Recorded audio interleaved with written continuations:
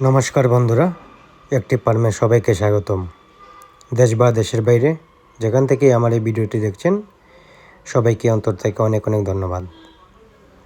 বন্ধুরা, আজকের এই ভিডিওর মধ্যে আলোচনা করব মাংসের জন্য কোন প্রজাতির হাঁসগুলি অনেক ভালো এবং ডিমের জন্য কোন জাতীয় হাঁস ভালো, তাছাড়া বাচ্চা বিক্রির জন্য কোন জাতীয় হাঁস ভালো।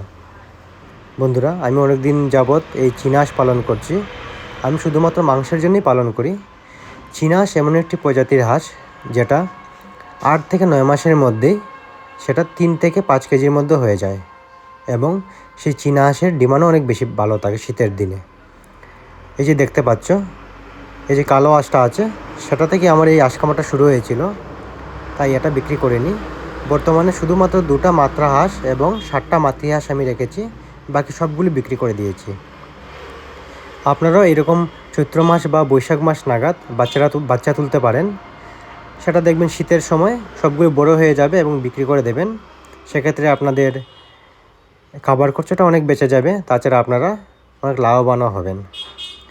বাচ্চা তোলার জন্য সবচেয়ে ভালো টাইম হচ্ছে বৈশাখ মাস।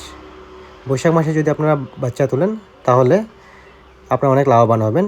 আর আমার মতো আপনারা আবদ্ধভাবেও হাঁস পালন করতে পারবেন। আপনার এরিয়াতে যদি পানীয় জলের প্রবলেম থাকে, বড় কোনো জলাশয় না থাকে, তাহলে এরকম আমি যেরকম পালন করছি এরকম পালন করতে পারেন। সেটার জন্য চীনা হাঁসটা অনেক লাভজনক। বন্ধুরা, আমি মূলত মাংসের জন্যই হাঁস পালন করি, তাই আমি চীনা হাঁসটা পালন করছি। আপনারাও যদি মাংসের জন্য হাঁস পালন করেন তাহলে চীনা হাঁসটাই পালন করবেন। তাছাড়া চীনা হাঁস কুচুর বসে এবং নিচে থেকে ওরা বাচ্চা তুলে, সেই জন্য বলছি বাচ্চা বিক্রির জন্য চীনা হাঁসটা ভালো। তাছাড়া আপনারা যদি ডিমের জন্য যদি পালন করতে চান, তা সেক্ষেত্রে আপনারা কিছু দেশি হাঁস তুলবেন।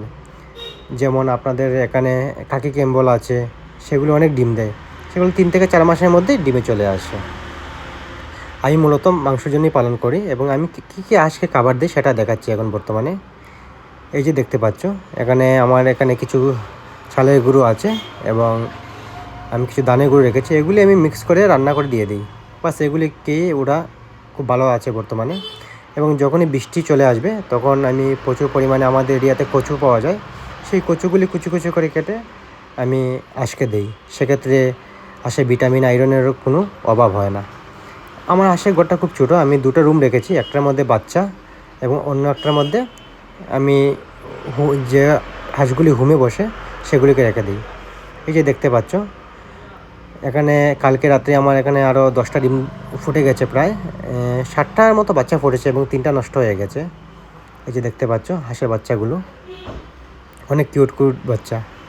আপনাদের যদি বাচ্চার প্রয়োজন হয় বর্তমানে পাবে না, কেননা সবগুলি বাচ্চাটাই আমি রেখে দিচ্ছি বর্তমানে বড় করার জন্য। আপনারা 2-3 মাস পরে আবার বাচ্চা পেয়ে যাবেন। আগের বাচ্চাগুলো সবগুলো বিক্রি করে দিয়েছি। এই যে দেখতে পাচ্ছ, এগুলো অনেক বড় জাতের হাঁস, মাংসের জন্য খুব ভালো। আর এইদিকে এই পাশে দেখতে পাচ্ছ আরও 2টো হাঁসে ডিম দিচ্ছে বর্তমানে। এখানে 4টা ডিম দিয়ে দিয়েছে, ওই পাশে আরও কিছু ডিম দিয়ে দিয়েছে। এগুলো থেকে আমি বাচ্চা ফোটাবো।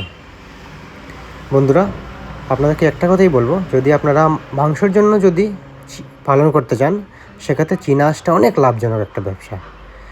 আর আপনার বাড়িতে যদি আপনারা কিছু সময় যদি পান, আপনার 1 থেকে 2 ঘন্টা সময় যদি দিতে পারেন, তাহলে দেখবেন বছরে 1 থেকে 2 লাখ টাকা আপনারা এক্সট্রা ইনকাম করতে পারবেন এই হাঁস খামার থেকে। আপনাদের বেশি সময় দরকার হবে না, 1 থেকে 2 ঘন্টা দিতে হবে রোজ। এই যে দেখতে পাচ্ছেন সবগুলি হাঁসি বিক্রি করে দিয়েছে, এই শুধুমাত্র কয়েকটা হাঁসি বর্তমানে আছে। বন্ধুরা, আজকের জন্য এই পর্যন্তই। কথা হবে অন্য ভিডিওতে, এবং আপনারা লাইক ও শেয়ার করতে ভুলবেন না এই ভিডিওটি। ধন্যবাদ বন্ধুরা।